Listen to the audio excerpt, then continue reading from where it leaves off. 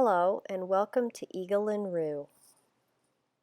My name is Ankaret Verich Meredith and I am an artisan in the SCA. This project is loosely based on the book 17th Century Men's Dress Patterns 1600 to 1630.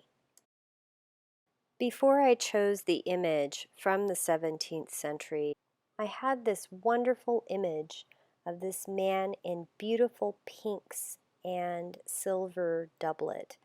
And though I didn't choose this one ultimately, I did draw a great deal of inspiration from it.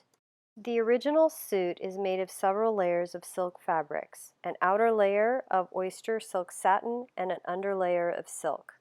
I thought this original would be an ideal piece to do a creative doublet in non-traditional fabrics and designs. The original garment was owned by Sir Rowland Cotton and probably was made on commission for his knighting. The first unusual fabric I chose was this cotton fabric with skulls on it.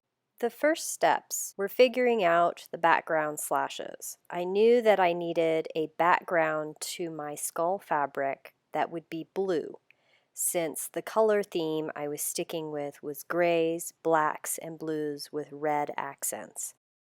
I started with experimenting with blue satin and some various blue scrap fabric I had behind the skull fabric. I made several little squares to test it out before I decided on the fabric I wanted to use.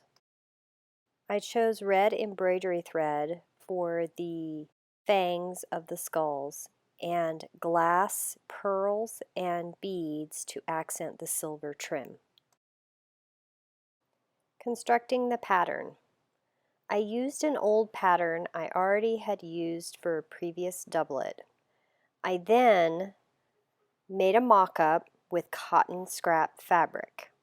I adjusted the pattern to fit more to the 17th century men's dress pattern in the book.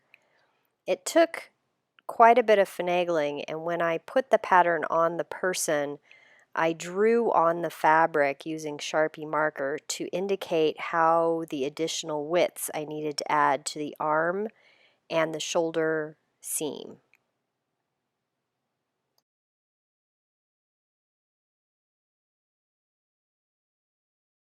When I had all my pattern pieces together, I laid them out on the fashion fabric and used a Sharpie marker to draw them on the fashion fabric.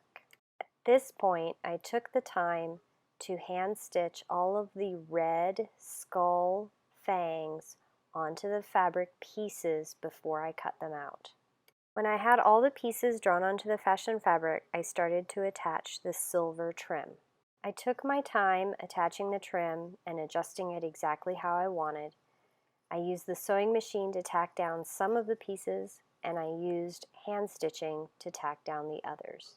Once I had everything down, I was able to sit quietly and stitch all of the tiny red beads and pearls onto the silver trim.